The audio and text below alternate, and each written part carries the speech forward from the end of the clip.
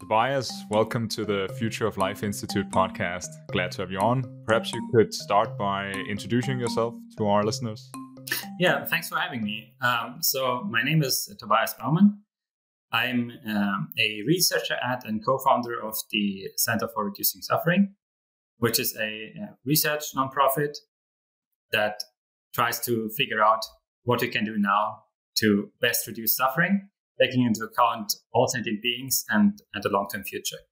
I'm also the author of a book called Avoiding the Worst, which is exploring potential worst-case futures of humanity and what we can do to prevent them. All right. So what are these suffering risks that you're worried about, and why should we focus on them? So suffering risks are broadly defined as worst-case futures that entail suffering on an astronomical scale, vastly exceeding everything that has happened so far. And why should we focus on them? Well, because that would be very bad, right? So it's kind of self-explanatory that those scenarios would be extremely bad, which is why it would be worthwhile to do something to prevent that if we can.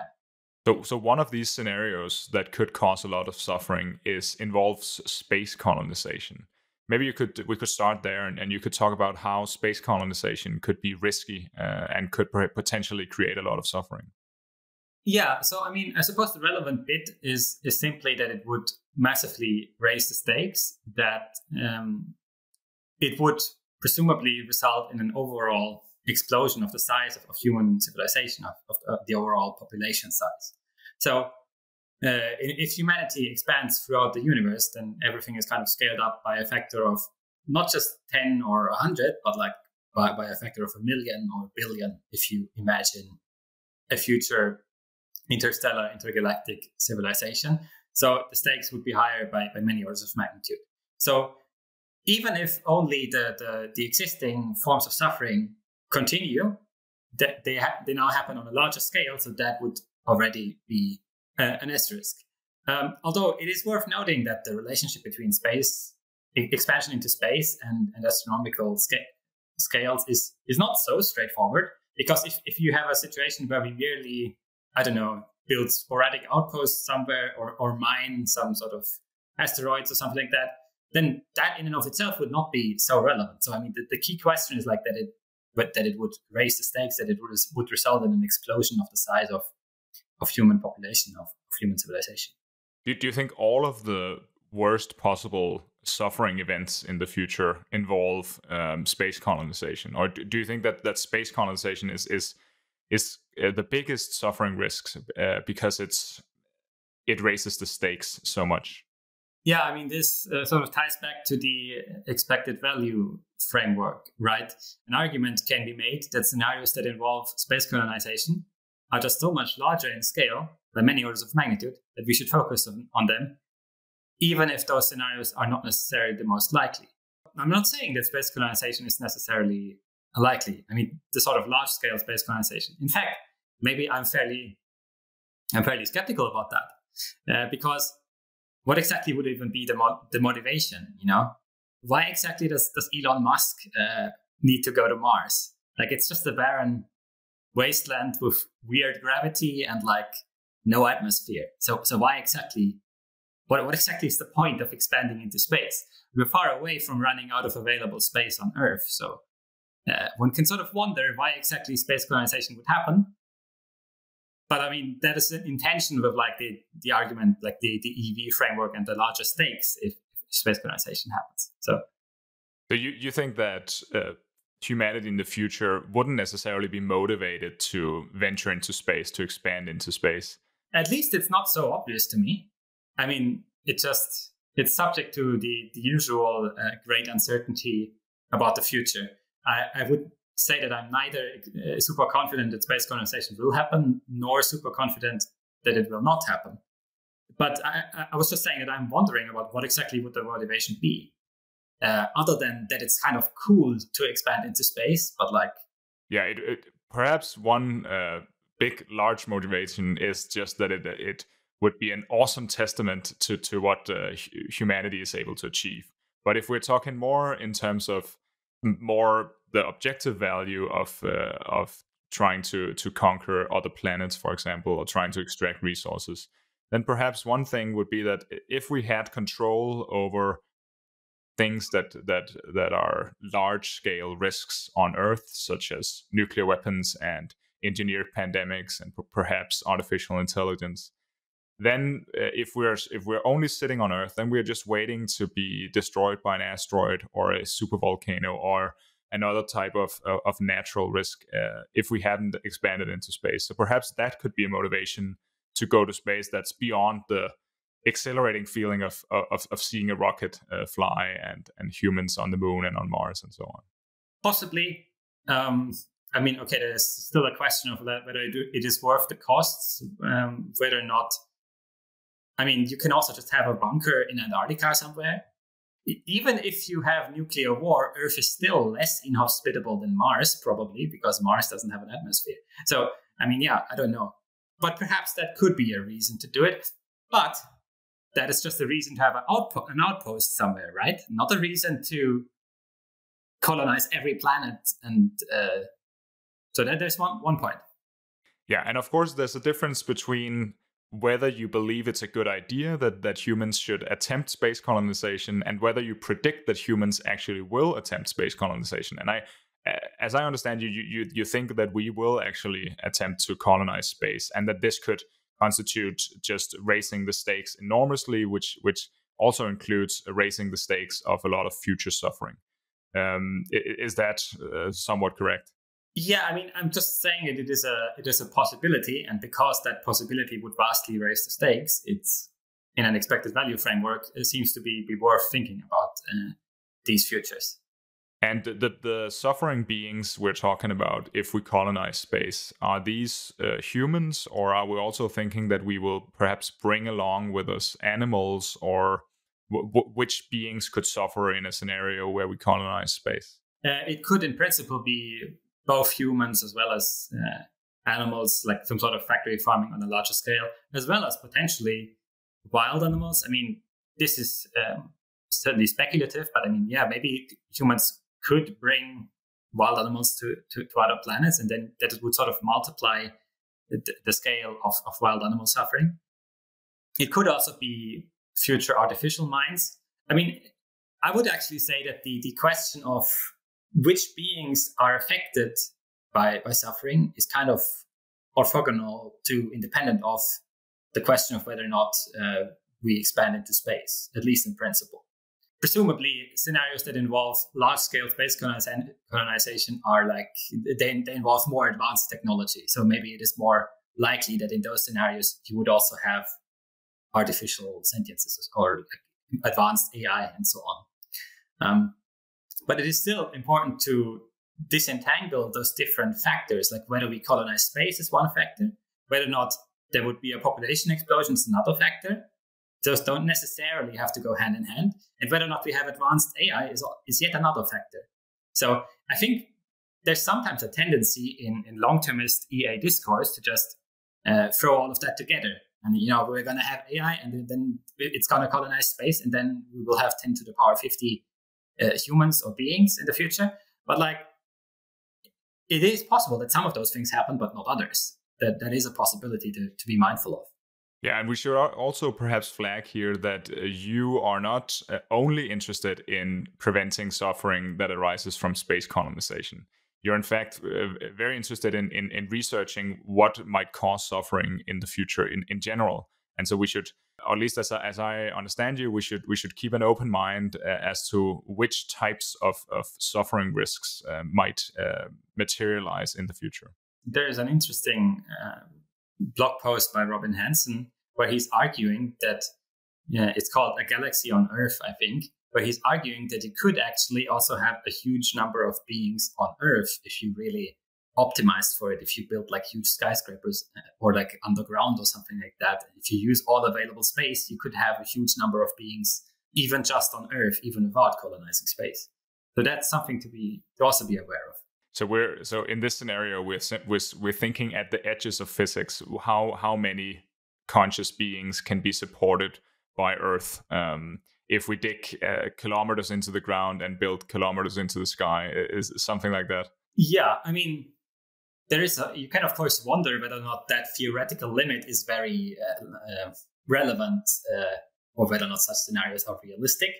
It seems far-fetched to think that we would do that, but like on the other hand, who knows? Okay, so we should walk through some examples that you've written about how we might go about preventing suffering risks and trying to prevent future suffering.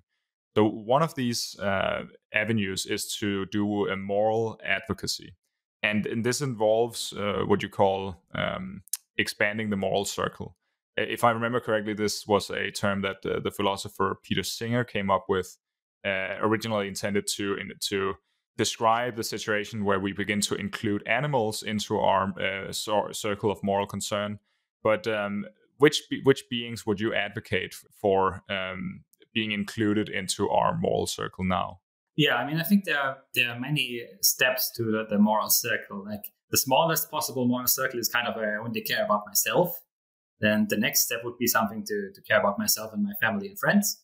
And then the next step would be, I don't know, my village and my tribe, then my entire nation, then all of humanity, and then humanity and animals, and then all sentient beings, or something like that.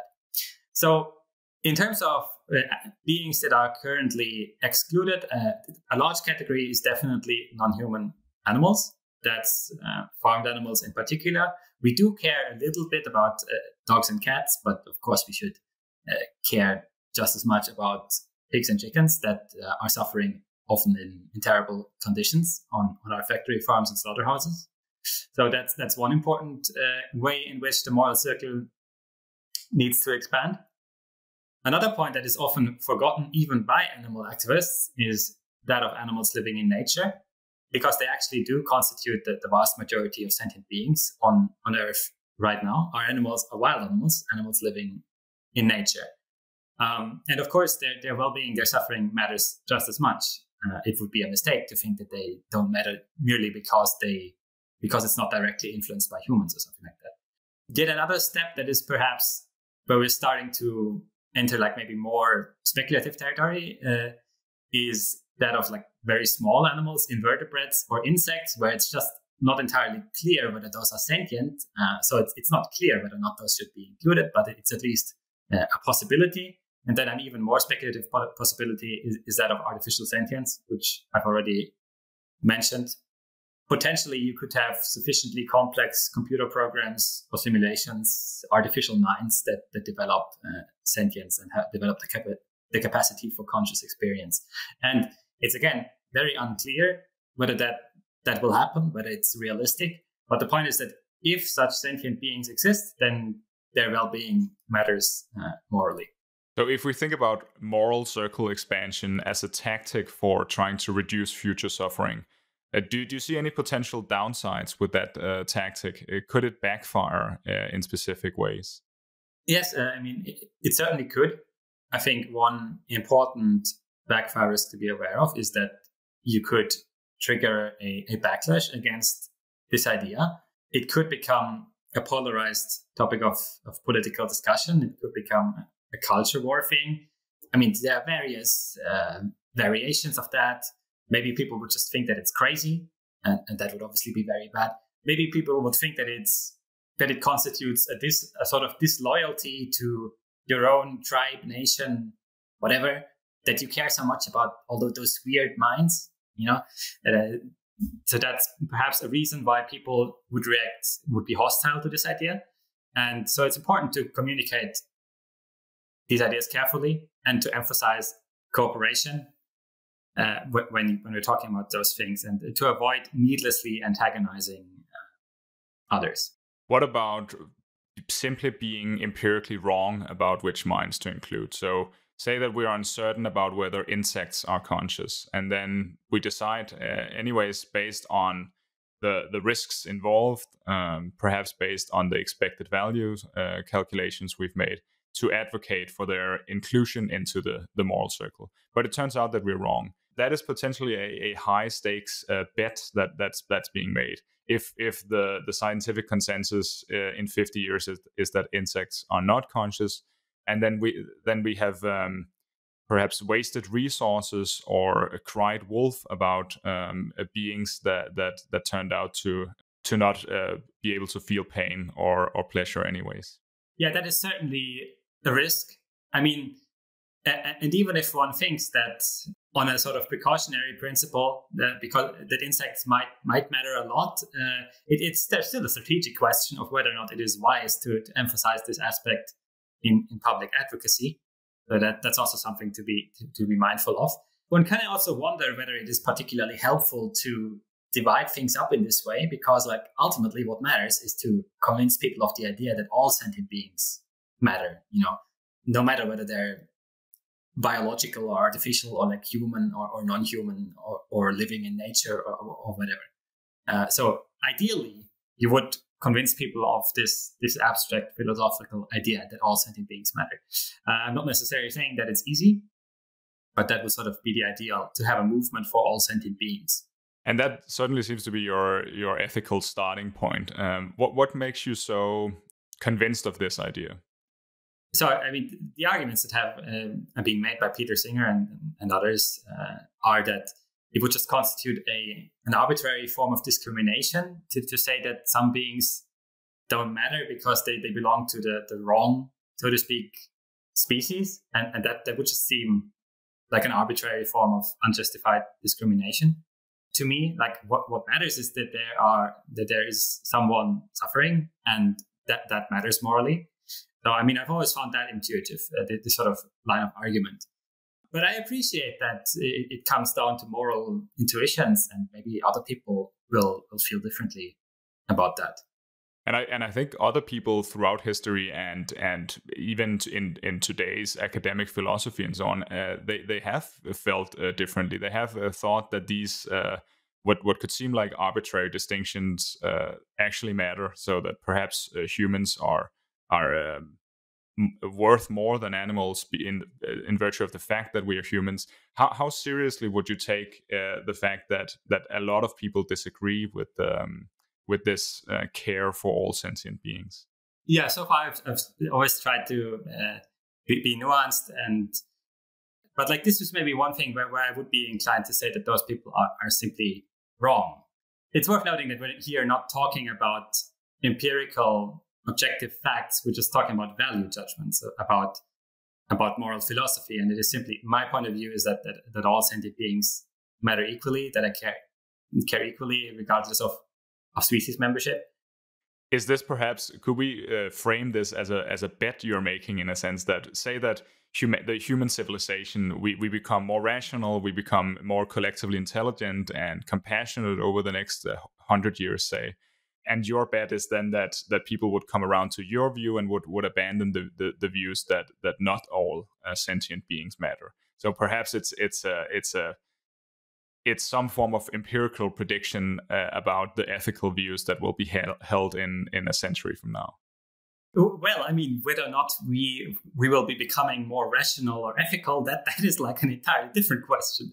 Like, sorry, so you're asking if we do become more ethical and rational, then I think that people would probably move more towards an anti-speciesist view, more towards taking all sentient beings into account. Indeed, it is already worth noting that, like, while there is disagreement among philosophers on that, there is a substantial number of people that do agree with this point of view, much more so than in the general population, I think.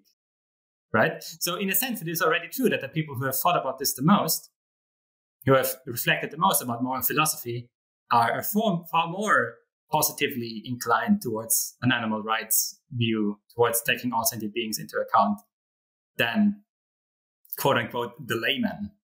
Let's talk about which emerging technologies could potentially have a large effect on the risk of future suffering. I think what's on the top of everyone's mind recently, or many listeners to this podcast, will be interested in artificial intelligence.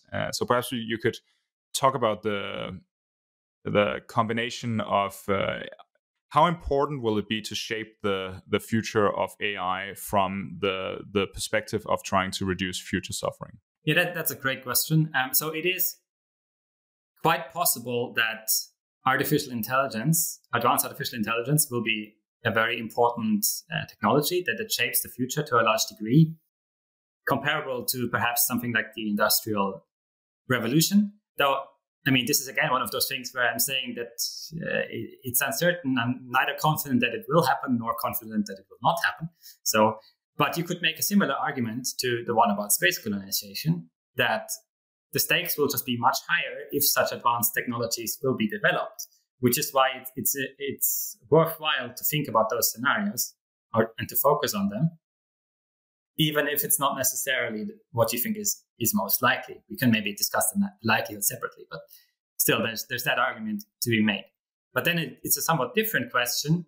Like when you mentioned, I think, shaping the development of artificial intelligence. And that raises the question of like, what exactly does shaping it mean? I think there's a bit of a common mistake, perhaps, to jump to the conclusion that direct technical work on AI safety is like that this is an implication of the idea that AI is important. Therefore, we need to do technical work on AI safety.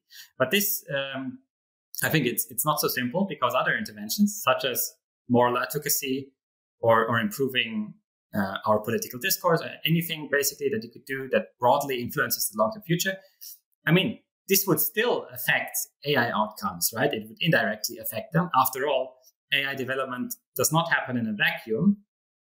So it's intertwined with broader social and political trends. And so even in a world in which, like, even if we know that there will be advanced transformative AI in the year 2100, say, it's still possible that the most impactful thing to do now would be moral advocacy rather than trying to directly shape AI.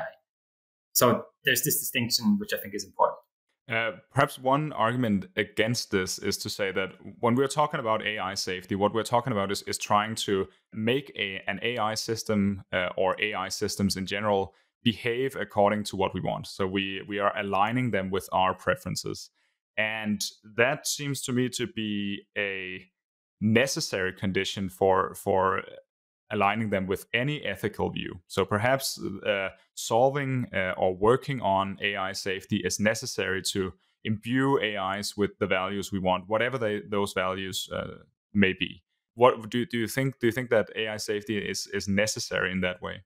So, I mean, there's maybe a couple of things that could be said about that. Maybe my first thought on it is that maybe this aspect of making it do what humans want is probably not going to be very neglected, right? Because, I mean, everyone is going to want that. An AI that is a system that is just intelligent but doesn't do what you want is not doesn't do you much good, right? So perhaps this aspect is less neglected, and we should focus on something that is more neglected. Also, when people talk about alignment with human values, I mean, what human values? You know, some human values are not that great from my point of view as someone who cares about all sentient beings. So it's not true that merely aligning the system with some notion of what humans want would necessarily prevent S-risks.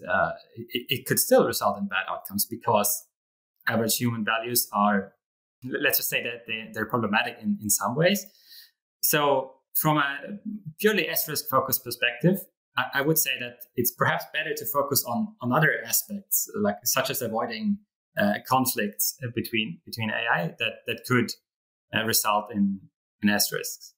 Okay, perhaps we should go into that then.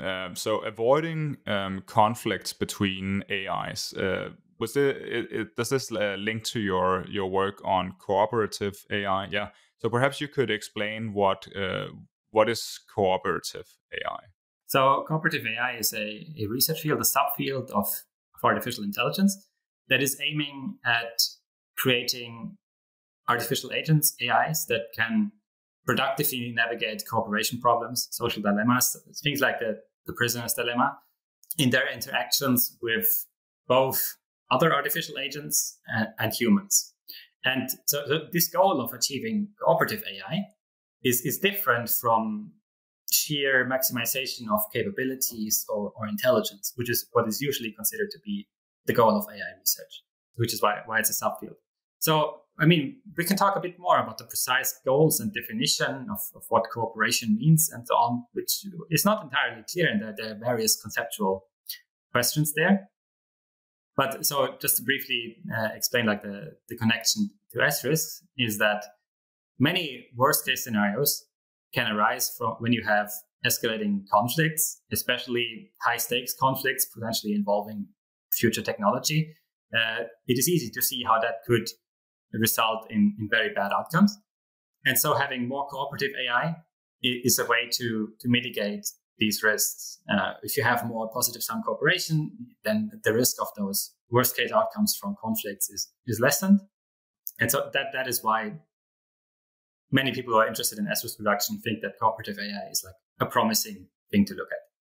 The picture you're painting of future AI development here is, if I understand it correctly, a picture in which there are many AIs interacting with each other and interacting with humans. Perhaps that is a bit different from what other people might imagine. Other people might be inclined to imagine 1, 2, or 3 large AI systems that are powerful enough to influence the entire world.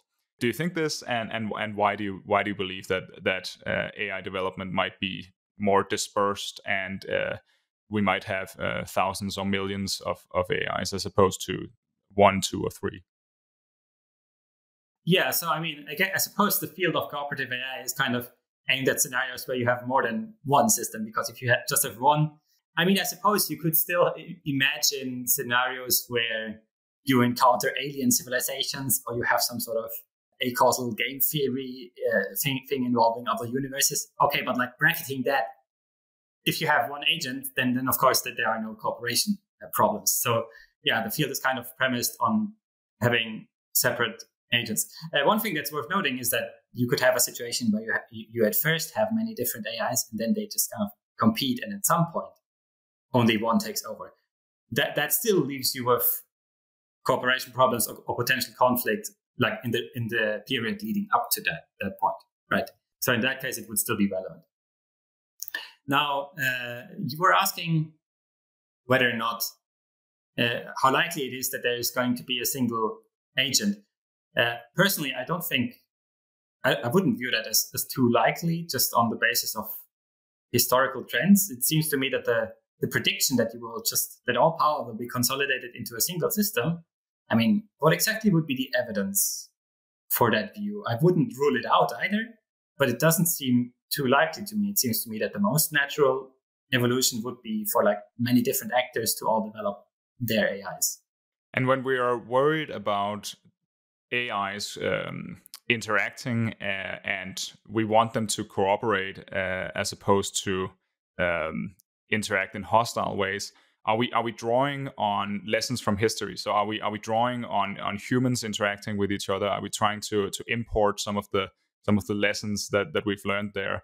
And perhaps as an additional question here, humans do not seem to have solved the problem of cooperation. So how can we hope that we can teach AIs how to cooperate? Yeah, I mean, it's definitely true that cooperation problems have been something that has just been like a sort of ubiquitous and perennial problem of humanity, and one that we have certainly not completely solved, probably never will completely solve. Although, I mean, in some aspects, we have solved it to some degree. Like, I mean, Steven Pinker makes that case that violence has declined. Within a certain society, things are nowadays surprisingly peaceful in some ways, certainly more so than they have been in the past, because we have things like the police, the justice system, and so on, that has we've created institutions and incentive structures that mean that it just doesn't make much sense to randomly kill people on the street. And that actually works. So like that cooperation problem, that's something that we've solved to a large degree, at least. So can we program AIs or train AIs in ways that make them better than humans at cooperating? Possibly.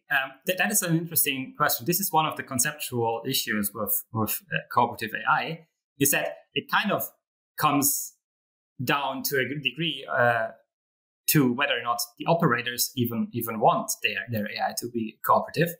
Because I can say that, like, I mean, I don't necessarily want, if I have this AI that manages my personal finances, I don't want it to say that, like, oh, but it would be most cooperative to give the money to someone who needs it more. Well, okay, maybe, but like people are not going to use that sort of system. They want a system that just pursues their own interest. And so there's a bit of a question of what exactly the goal is. But I nevertheless think that there's some scope to do useful things here, because when we build AIs, we sort of building those systems from scratch. We're probably going to have regulations, institutions governing the interaction between those AIs. And so at this sort of starting point, you might have a lot of leverage over how those interactions will be structured, what the incentives will be for the different agents. And if you set it up in the right way, you can probably make cooperative outcomes more likely. At least that would be the idea. So what we might be imagining here is that 20 years from now, I have an AI assistant and you have one too. And these AI assistants are autonomous to the extent that we can give them tasks and they can go out in the world and solve these tasks for us. And perhaps in their business of solving these tasks, they have to cooperate, or they have to interact in a way where we don't want them to say you want the last bread in the bakery and I want it too, and we've both given our AIs the task of fetching the bread for us. We don't want them to become violent or confrontational. We want them perhaps to solve this problem in a way that's more cooperative. Is that too fanciful, or is that this is my attempt of trying to make what we're talking about more concrete here? Does that sound plausible or reasonable to you? Yeah, no, that seems fine. Yeah, I mean, in a way, this would just be an extension of the cooperation problem that you and I would be having if we just were doing this stuff ourselves. But as I was saying, maybe there's a way to set up those AI agents and the structures, regulations, institutions, norms, laws that govern their interactions in a way that makes it easier for them to cooperate and solve those cooperation problems than it would be for humans to do this. Because as humans, we just have certain constraints. I mean, the sort of human minds and impulses and behaviors are, well, not entirely fixed, but to some degree, they're harder to change than if you have agents. Like AI agents will be programmed from scratch. So I mean, if you were able to program humans from scratch, it would also be easier to solve certain cooperation problems, because then you could sort of just edit out people with particularly malevolent or sadistic or psychopathic impulses, right? The point is that we can't easily do that with humans. But when it comes to future AI agents, maybe there will be more wiggle room to do that sort of thing that results in more cooperative outcomes.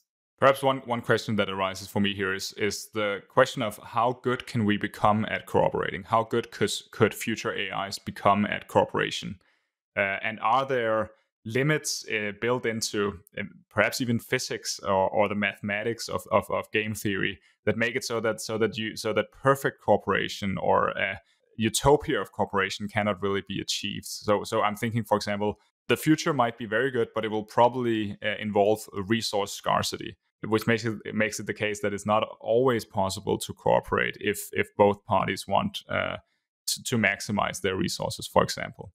How far from the ideal of perfect cooperation are humans, and how far from that ideal could AIs be? So how much better could they become at cooperating than we are?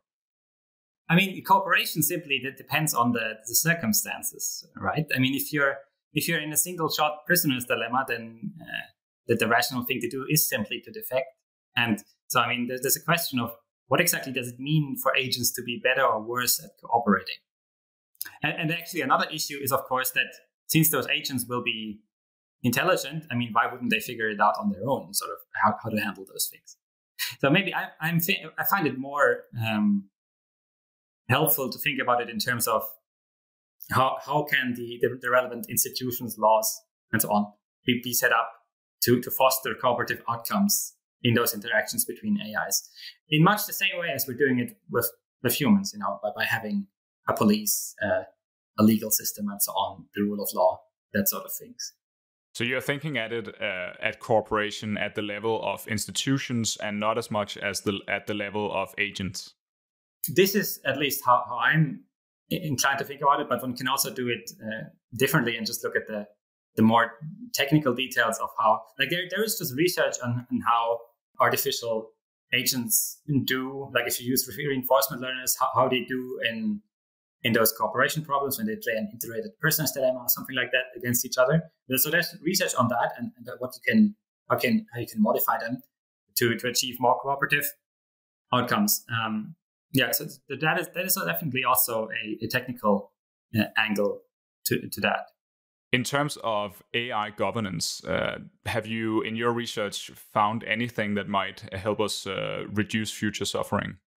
The best focus of governance interventions would be to focus on avoiding conflicts and fostering cooperation, similar to what I was talking about with cooperative AI.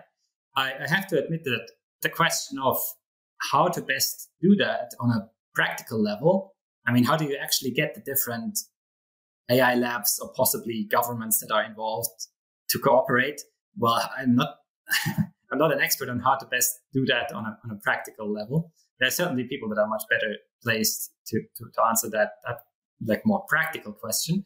But in terms of what the goal should be, I think that avoiding conflicts and fostering cooperation between the relevant actors in this space, that seems to me a very worthwhile and important goal of like AI governance from an S-risk perspective.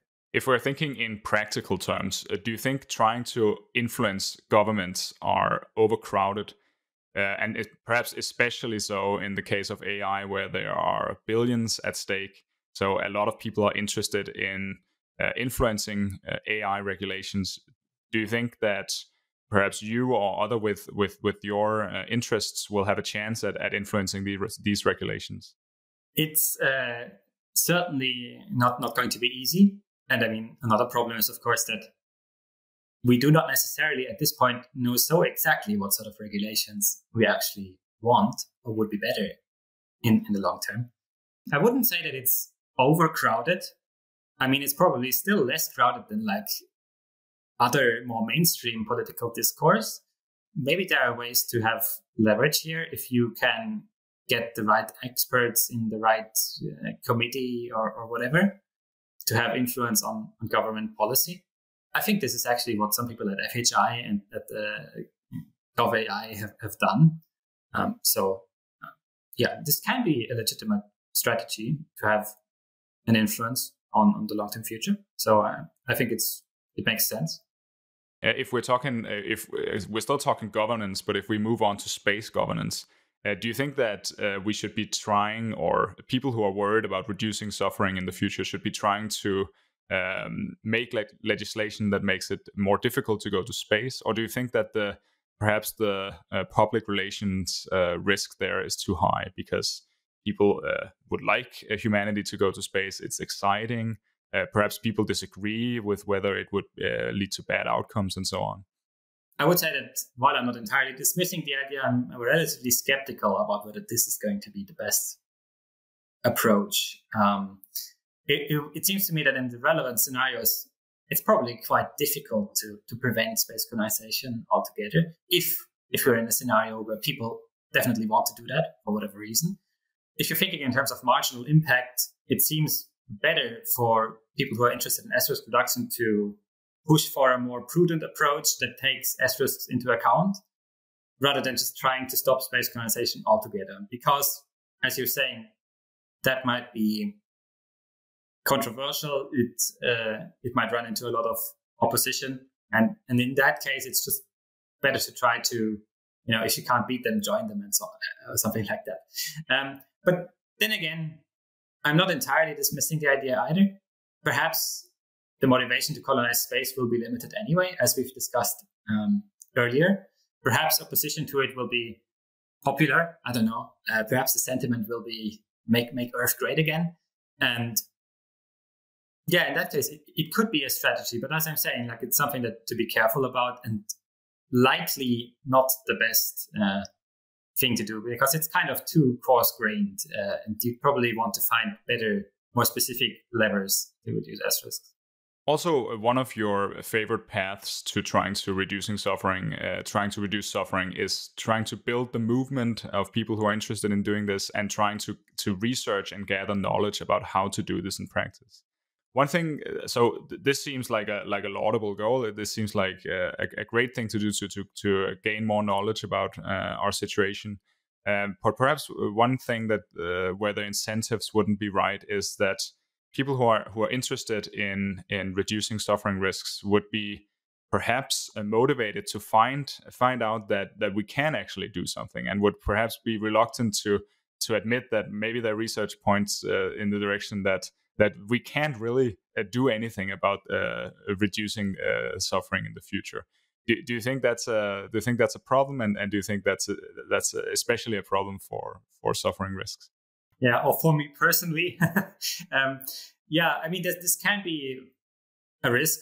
I mean, with any sort of cause area or idea, I suppose there's a risk that the people who endorse it will sort of get stuck in their ways, get stuck in their way of thinking, and cease to be open-minded about other priorities. So, I mean, I'm definitely not saying that I'm 100% set on this being the thing to do. I mean, I don't know. I could be convinced by all sorts of arguments that maybe a different focus is more fruitful. And nevertheless, at the moment, I think it's worth thinking about as risks. I mean, it's good to have, like, I don't know, a handful of people looking at worst case scenarios and what you can do about it, right? I mean, out of 8 billion people on Earth, like, it would be good if like maybe 10 or 20 can look at that. I take your point. What do you think are the most interesting unanswered questions when it comes to suffering risks? What are the most fruitful areas of research? If some of our listeners are interested in looking into these issues themselves, what should they dig into? What are some questions that you would like to have answered? Yeah, I mean, I think some of the most action relevant questions are to flesh out in more detail what the nature of the most important suffering risks are. It's actually a question that we've sort of skirted a little bit, because it is a very difficult question to answer, and we just at the moment don't really know, and like it's just distributed over many different possibilities and lots of unknowns. But like, of course, it would be very valuable to know more about what classes of scenarios, what classes of outcomes actually contribute the most suffering in expectation. That is obviously a very important research question to look at. Then the other question is, well, what are the most effective interventions? We've discussed some. We've discussed moral advocacy. We've discussed cooperative AI. But it's of course still an open question, like which of those interventions is most impactful on the margin for reducing S risks. I mean, there are lots of open questions, as you can tell. And I mean, I think it's more research on those crucial questions would be very valuable, in my opinion. And indeed, I think the most important thing to do now is like to research what we should do, basically, about S risks. Fantastic. That's a great way to end it. Tobias, thank you for coming on the podcast. Thanks for having me.